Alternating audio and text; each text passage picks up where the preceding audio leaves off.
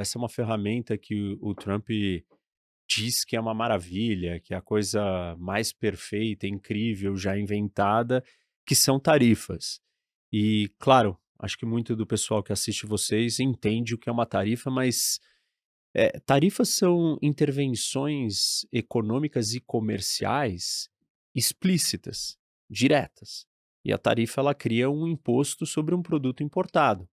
Mas ela, no fundo, é um imposto sobre o consumidor. E aí você tem uma série de consequências. Só que não dá para a gente virar e falar assim: ah, toda tarifa vai provocar isso ou aquilo. Depende das condições estruturais da economia do que nós estamos falando. Muita gente, né, aqueles que defendem o Trump, viram e falam assim: não, as tarifas vão aumentar a indústria americana, vai aumentar o emprego e vai fazer os Estados Unidos ficar maior e mais forte, mais rico. Aqueles que criticam o Trump viram e falam assim: olha, isso vai causar inflação, isso vai causar desemprego, e isso vai arrebentar com a economia do mundo. E esses que criticam trazem um exemplo do que aconteceu em 1930, que é a Smoot-Hawley, que eram dois congressistas americanos, um senador de Utah, se eu não estou enganado, e um deputado de Oregon, os dois republicanos. O Smoot é o senador e o Hawley é o deputado. Em 1930, o que eles fizeram? Né? Foi a segunda maior implementação de tarifas na história dos Estados Unidos.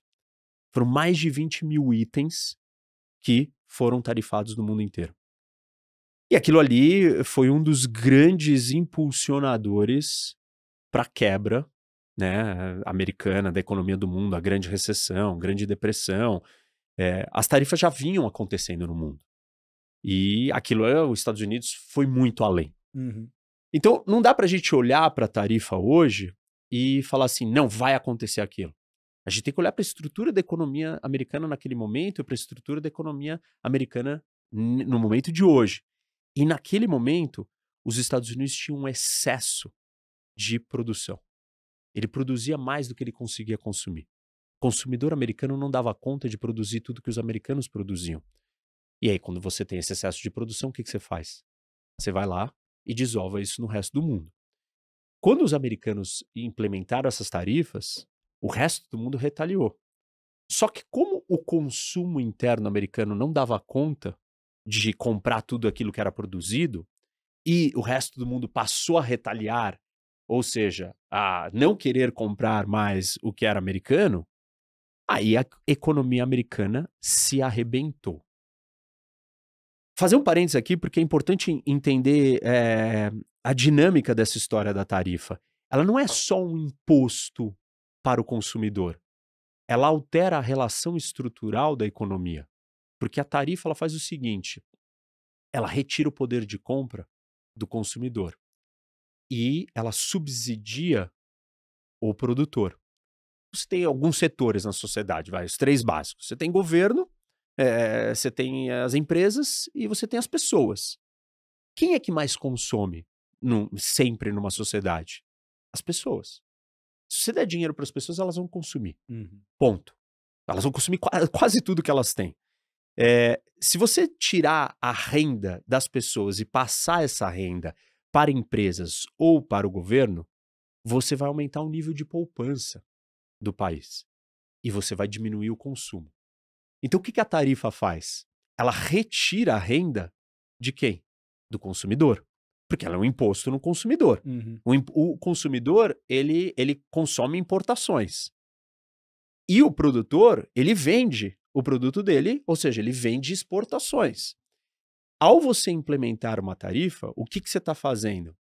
Você está transferindo renda de um segmento da sociedade para o outro.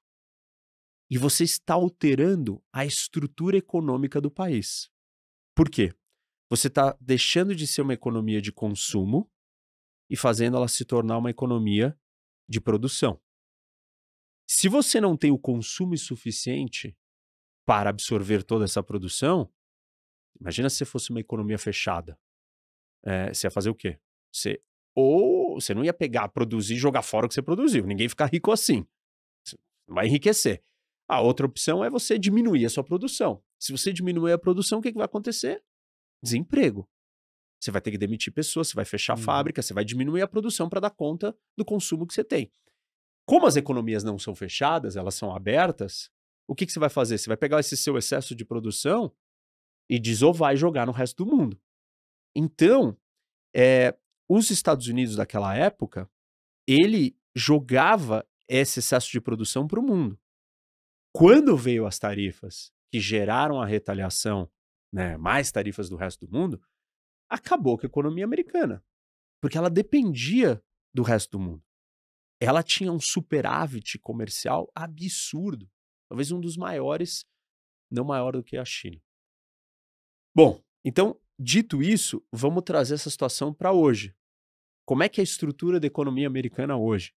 Ela não é uma estrutura baseada em produção. Qual é o país que tem a estrutura baseada em produção e baixo consumo? A China. A China é mais ou menos uma réplica do que os Estados Unidos era naquele momento, só que com anabolizante, com esteroides. É um super país superavitário, com um excesso de produção gigantesca. E aí ele tem que, né, desovar essa produção, ele tem que exportar essa produção toda para alguém consumir isso. E quem é que consome tudo isso? Consumidor americano. Só que aí lembra do que eu acabei de falar, né? Quando você impõe uma tarifa, você transfere renda. Quando você tem um setor produtivo tão desequilibrado do setor de consumo como a China tem, o que está sendo feito? Foi transferido renda do indivíduo, das famílias, do consumidor chinês para o setor produtivo. E esse é o modelo de desenvolvimento econômico. Então, vários países já adotaram. O Brasil já adotou isso na década de 50 e 60. A União Soviética, os próprios americanos lá atrás, no começo do desenvolvimento deles, usaram esse modelo. E ele é um modelo de crescimento muito rápido, só que quando você obtém esse sucesso, você chega numa hora que ele não funciona mais. E você precisa fazer uma transição desse modelo econômico. E esse é um impasse que a China está hoje. Fazer essa transição desse modelo econômico. Porque ela tem que sair de uma economia de pura produção para uma economia de consumo. E para ela fazer isso, ela precisa transferir renda. E aí a grande pergunta é, por que ela não faz isso? Tipo, é fácil da China fazer isso? Se ela chegou no seu limite de desenvolvimento econômico nesse modelo, então ela tem que fazer uma transição. O Japão precisou fazer essa transição nos anos 80, 90. O Japão levou décadas para conseguir fazer essa transição. Porque normalmente ela é traumática. E o Japão fez isso a conta-gotas para a população não sentir o trauma e aos poucos ele ir mudando. E não mudou por completo. Porque o Japão ainda é uma economia superavitária que depende de exportação e que tem um baixo consumo como uma participação do PIB. E esse é um ponto interessante que as pessoas confundem. Sei lá, muita gente fala assim, mas na China os salários cresceram? Cresceram. Mas em relação à produtividade e ao crescimento do PIB, cresceram quase nada. Ou seja, o governo chinês está transferindo riqueza dos trabalhadores para o setor produtivo. E ele vai ficar sempre dependendo desse consumidor externo. No caso, quem é esse consumidor externo? Os americanos. E aí, se a gente for trazer tarifas para o cenário de hoje, talvez elas não causem o mesmo impacto nocivo para os Estados Unidos que causaram em 1930. Por quê? Hoje a economia americana tem um alto poder de consumo e uma subprodução, ou uma desindustrialização, ou um setor produtivo atrofiando e encolhendo. Por quê? Que, na verdade, os chineses é que estão financiando isso. A partir do momento que eles têm esse superávit gigante, eles recebem um monte de dólar. O que eles fazem com esses dólares? Jogam no mercado americano. E aí, como os Estados Unidos só consome, ele perde posição de trabalho. Só que para não ter desemprego, o que o governo americano faz? Ou ele tem um déficit grande fiscal, ou ele dá, ou o consumidor americano está endividado. São as duas coisas que a gente está vendo acontecer. Bom, o resumo dessa história pode ser que tarifas sirvam um papel de trazer um equilíbrio para a estrutura econômica mundial. Qual é o grande desequilíbrio da estrutura econômica hoje do mundo, do comércio internacional? Você tem países com superávites consistentes e permanentes gigantescos. E você tem países que são deficitários consistentemente. Isso é normal num sistema de livre comércio, num sistema de uma economia aberta? Não. E aí a gente volta, né, para os ensinamentos do Adam Smith e do David Ricardo. E o Ricardo, ele vira e fala assim, a gente tem que prestar atenção na vantagem comparativa. Só que as pessoas não entenderam o que é vantagem comparativa. Elas confundem vantagem absoluta com vantagem comparativa. Imagina o seguinte, vamos imaginar um cenário hipotético. Eu e minha namorada exercemos funções dentro de casa. Eu levo para lavar a louça 12 minutos. Ela leva 4 minutos. Para lavar roupa, eu levo 4 minutos. Para botar a roupa na máquina, ela leva 2 minutos. Ou seja, ela leva 4 minutos para lavar a louça e 2 minutos para botar a roupa na máquina. Eu levo 12 minutos e 4 minutos. Quem tem vantagem nessa estrutura produtiva? Ela. Nas duas atividades? Sim. Absolutamente sim. Mas comparativamente não. E aí é o pulo do gato. A China produzir coisas mais baratas que os Estados Unidos não significa que todo mundo deva comprar tudo mais barato da China, porque tudo é mais barato lá. A teoria da vantagem comparativa que o David Ricardo mostrou para o mundo não é essa. A teoria da vantagem comparativa é a seguinte: você não tem vantagem comparativa em todos os bens que você produz. Você tem vantagem comparativa naqueles bens que você tem o maior diferencial de vantagem. Por quê? Vamos voltar para o meu exemplo mundano lá dentro de casa de lavar roupa e lavar a louça. Eu demoro 12 minutos para lavar a louça e 4 para lavar a roupa. Ela demora 4 minutos para lavar a louça e 2 minutos para lavar a roupa. Em termos absolutos, ela tem vantagem nos dois. Uhum. Porque o tempo que ela faz aquilo é mais produtivo do que eu. Mas vantagem absoluta não é a mesma coisa que vantagem comparativa. Como é que eu calculo a vantagem comparativa? A vantagem absoluta eu só olho para a quantidade de preço. Quem tem o preço mais barato, pronto. A vantagem comparativa eu tenho que calcular o custo de oportunidade. E aí o custo de oportunidade é 12 minutos da minha lavada de louça para 4 minutos de lavar roupa. Ou seja, quantas roupas eu consigo lavar enquanto eu lavo a louça? 3. 1 para 3, certo? E o inverso?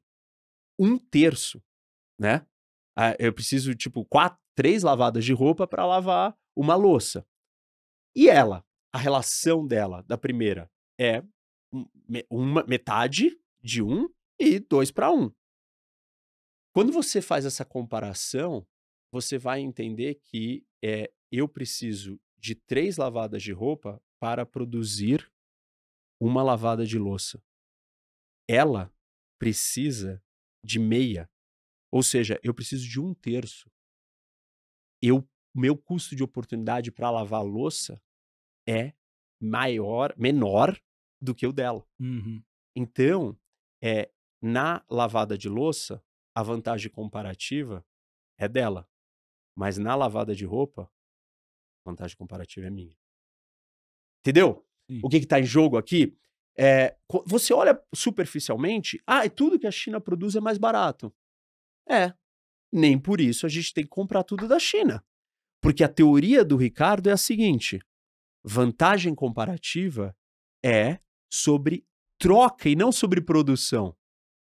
Ou seja, é na nossa troca comum que a gente vai otimizar o seu custo de oportunidade das atividades que você tem, todas, com o meu custo de oportunidade de todas as atividades que eu tenho. E aí nós vamos produzir um bem-estar econômico maior para todo mundo. Então, em termos absolutos, parece que eu deveria fazer com a China, parece que ela deveria fazer todas as funções. Mas não. Se eu fizer, eu deixo ela produzindo uma outra coisa que tem um custo de oportunidade menor para ela do que para mim. Uhum. E aí, o que isso significa, então? A estrutura econômica do mundo, ela foi construída de um jeito artificial, aonde tudo que está sendo produzido está indo para um lugar só. E não existe a troca verdadeira. A ideia de livre comércio é eu uso a vantagem comparativa para eu importar, não para eu virar uma máquina de exportação. Senão a gente volta para o mercantilismo, que era um modelo econômico que eu só quero adquirir hard currency, só quero adquirir poder e ficar cada vez mais forte economicamente, porque eu estou numa disputa de poder. Então eu quero vender o máximo que eu puder e não quero comprar nada de fora. A vantagem comparativa diz que é na troca. Ou seja, eu preciso e eu compro o mais barato para eu poder produzir um mais barato. Não é isso que está acontecendo no mundo hoje. O que está acontecendo? A China tem um superávit, ou seja, ela está vendendo para o mundo tudo incansavelmente. Isso é artificial. Não é através de uma tarifa que a gente vê, mas é através de um monte de outros mecanismos indiretos que a gente nem sabe. Por exemplo, você desvalorizar a moeda. O que você faz quando você desvaloriza a moeda? Você tira o poder de compra do consumidor. Uhum. E você favorece quem? O produtor, né? Porque o produto fica mais barato para produzir em comparação com o seu concorrente de fora, com o seu produtor de fora. Uhum. De novo, o que você está fazendo quando você está desvalorizando o Transferindo poder de... renda Você está da transferindo população renda do pro... consumidor para o outro. Você está subsidiando o setor produtivo às custas do indivíduo, das famílias, do consumidor. Que mais que que é indireto, que é uma forma de você construir essa artificialidade, de você ter um excesso de produção tão grande? Juros forçados artificialmente, baixados na caneta ou na força. E a China fez isso nos anos 2000 e depois na década inteira seguinte, muito. Nos países da Ásia, os maiores poupadores, né, ou aqueles que financiam, são as famílias e os indivíduos. O dinheiro deles está no banco. E aí, quando você vai lá e diminui os juros forçado, quem é que está perdendo? Consumidor. O que você está fazendo de novo? Transferindo renda do consumidor para o setor produtivo. O que mais? Tem um outro negócio na China, não sei se vocês já ouviram falar, que é Hokou. Acho que o Dumas já falou Não alguma lembro, vez. não O que tô é o lembrando. Rocô mesmo? É um sistema de residência Ah, sim. que você não pode ter acesso aos benefícios sociais no lugar que você não nasceu. Uhum. Sim. Que força a ficar no mesmo... Isso, então você nasceu numa província do interior e aí você quer trabalhar onde estão as oportunidades de emprego nas grandes cidades. E aí o que você faz? Você migra para uma grande cidade. Só que a sua permissão de residência não é naquela cidade. Você está lá temporariamente. E você paga impostos por serviços sociais, por escola, etc. Você pode usar a escola, os serviços sociais, você tem os mesmos direitos trabalhistas naquele lugar? Não. Porque ali não é a sua residência de verdade. Mas você está pagando um imposto, só que você não tem acesso àquilo. Uma coisa que a gente está super acostumado aqui no Brasil. Você paga pelos serviços sociais e você não tem eles. E aí você paga de novo. Então, 376 milhões de chineses são trabalhadores migrantes internos, que saíram das suas províncias e estão trabalhando em outras províncias. E nessas outras províncias, eles não podem ter acesso aos serviços sociais, mas eles estão pagando por isso. O que você está fazendo? Tirando dinheiro do indivíduo e transferindo para quem? Para as empresas. Principalmente as empresas que estão ali, que para elas contratar esse cara é mais barato. Então você está subsidiando essas empresas, o setor produtivo, às custas de quem? do trabalhador, às custas do indivíduo. Outro exemplo, regulamentação ambiental. Imagina uma fábrica de tintas na Indonésia. E aí você, nos Estados Unidos, para você fazer essa fábrica de tinta, você vai ter que colocar um filtro de toda a água que você despeja no rio do lado, para ter certeza que essa água não está contaminada. Na Indonésia, o governo não exige isso da empresa de tintas da Indonésia. E aí, isso é o quê? Isso é um incentivo para quem? Para a empresa. O produto dela, a tinta dela vai ficar mais barata. Uhum. Quem é que vai pagar a conta? O indivíduo. Porque o indivíduo vai se contaminar naquele rio e ele vai ter que pagar a conta de saúde daquilo. E aí ele já sabe que vai vir aquela conta, porque ele tá vendo que todo mundo, que é um grande caos, todo mundo fica doente toda hora. Então, ele segura o consumo. O que que uma falta de regulamentação ambiental, no fundo, está fazendo? Transferindo renda dos indivíduos para as empresas. Percebe que nada disso é, não é cultural, é artificial, são escolhas de políticas. Uhum. Quando você tira o poder de compra do consumidor, você aumenta automaticamente a poupança nacional. Por quê? Tudo que você produz dentro de uma economia ou é consumido ou é poupado. Um ou outro. Então, se você tirou daquele que consome, você está poupando. Então, você está forçando um crescimento da taxa de poupança do país. Se o país precisa de muito investimento, maravilha. Tipo, você precisa de investimento, você precisa ter poupança para bancar o investimento. Se você não tiver poupança para bancar o investimento, o que você vai fazer? Você vai precisar de investimento de fora. Os Estados Unidos, no século XIX, não tinha poupança, não tinha o dinheiro, então ele precisou do investimento de fora. Os ingleses e holandeses bancaram. Qual o problema do outro bancando? Se o outro tem uma crise, um resfriado, você se ferra. Uhum. Se o outro decide que ele vai brigar com você, você se ferra. Você depende do dinheiro do outro. Qual que é a alternativa, então? Vamos criar a nossa poupança. Como que eu crio a poupança? Eu transfiro renda. Eu taxo, eu cobro, eu retiro o máximo que eu puder do trabalhador e jogo para o setor produtivo. O modelo econômico chinês é um modelo de investimento. Ele não é um modelo de consumo. Aliás, é o maior modelo de investimento da história da humanidade. A porcentagem que a China já chegou do PIB de investimento chegou a quase 50%. Quase 50% do PIB vem do dinheiro que o governo e as empresas investem. O PIB é alimentado por isso. Só que, de novo, se você tem um excesso de produção, tipo, o que você tem que fazer com esse excesso de produção? Você tem que mandar alguém comprar. Se a sua população não está comprando, alguém vai ter que comprar. Senão, você vai ter que fechar a fábrica, diminuir a produção. E aí você vai ter recessão. Então, como que a economia do mundo se organizou? Para comprar todo esse excesso de produção chinesa, não só da China, esse que é o problema, da Alemanha também, do Japão também, da Coreia do Sul também, você pega as 5, 6 maiores economias, todas são superavitárias, estruturais, constantes. Porque é artificialmente alterada, não tem livre comércio. Tem um Uhum. monte de subsídio, um monte de mecanismos internos, indiretos, de transferência de renda das pessoas para o setor produtivo. Qual a vantagem desse modelo? Você tem um crescimento muito rápido.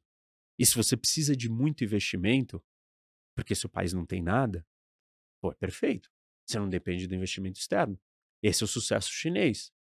Porque a China veio de invasão japonesa, guerra civil, Mao Tse-tung. Então, são décadas e décadas de subinvestimento. Não tinha nada. E no começo, quando você começou a fazer tudo isso e alocar todo esse investimento para infraestrutura, estrada, logística, porto, trem, metrô, construção civil, fábrica, nossa, o país cresceu demais. Só que nesse processo você não entregou essa renda para quem? Isso. Aí você fala, aí aquilo que eu falei, o salário do chinês cresceu? Cresceu. Mas ele não cresceu tanto proporcionalmente quanto o PIB cresceu, quanto a produtividade do que ele tinha. A produtividade chinesa aumenta e o salário deles não. Ou fica igual ou fica pior. Ou seja, a participação do consumo no PIB vai diminuindo, encolhendo. E o PIB vai sendo sustentado pelo setor produtivo, alavancado pelo investimento. E aí, de novo, excesso de produção. Quem que vai ter que comprar isso? Alguém. Quem é esse alguém? 80% de todo o excesso de produção do mundo vai para 4 países. Os 4 países anglofônicos. Estados Unidos, Reino Unido, Canadá e Austrália. Óbvio que Estados Unidos, assim, disparadamente, incontestavelmente, é para onde está indo todo esse dinheiro e todo esse excesso de produção. Quem é que está consumindo todo esse excesso de produção? Os americanos. Olha quanto desequilibrado é essa estrutura comercial do planeta. Ela não é uma estrutura de livre comércio, ela é altamente distorcida por todos esses exemplos que eu dei de políticas mascaradas de alteração da estrutura econômica, e ela produz um desequilíbrio tão grande no comércio internacional que afeta câmbio, afeta produtividade dos países. Os Estados Unidos está se desindustrializando porque a China está exportando o seu desemprego para os americanos. Que ela teria que baixar a sua produção, então ela não baixa, ela vai lá e exporta o desemprego para o americano. Aí o americano, em vez de ter o desemprego, o que o governo faz? Vamos aumentar o déficit fiscal. Vamos gastar para salvar. Ou vamos endividar as famílias. Porque é um dinheiro chinês, a juro nenhum, que chega para financiar. Não tem onde a China enfiar tantos dólares. Ela tem que enfiar nos Estados Unidos. Tem o que fazer com isso. Porque se ela colocar dentro da sua própria economia, o que ela vai fazer? Ela vai, em grande parte, valorizar a sua moeda. Então ela tem que comprar ativos americanos. E aí, enfim, só para não me estender nisso, a gente vai quebrando para entrar nos detalhes, mas essa história, ela vai nos levar para a discussão sobre o dólar também. Porque se a China depende da economia americana e ela compra, ela vende tanto para os Estados Unidos, ela recebe muitos dólares. E aí o que ela vai fazer? Ela não tem como se livrar desses dólares. Ela não tem o que fazer, ela não tem, tipo, não dá para ser outra moeda, entendeu? E a gente não tem nenhuma alternativa, porque quem substituir o dólar vai ter que oferecer essa mesma estrutura econômica e comercial de consumo absoluto, de livre fluxo de capital. Porque, imagina assim, né? Vamos supor que o real fosse virar a moeda do mundo. E aí? Vocês querem fazer o quê? Pô, é a moeda de reserva, é a moeda internacional. Aí você vai querer comprar real. Então você vai ter que entrar no mercado brasileiro, ou comprar ativos brasileiros, ou comprar real. E você vai ficar entrando e saindo. O Brasil está pronto para ter essa abertura financeira? A China está pronta para ter essa abertura financeira? O Japão está pronto? O Japão quis ter essa abertura financeira em algum momento da sua história? Porque aí a gente entra num trilema que não vou me estender, senão a gente vai se perder. Mas vamos destrinchar isso aí, vai. Eu acho que um destino desses dólares chineses, pelo menos a gente vê na cotação do ouro, que vem aí atingindo sua máxima histórica, acho que principalmente depois das retaliações das sanções, né? Que o Ocidente fez à Rússia, e acho que isso tudo abriu esse espaço para o ouro acabar sendo uma forma de escoamento aí desse dinheiro do Oriente.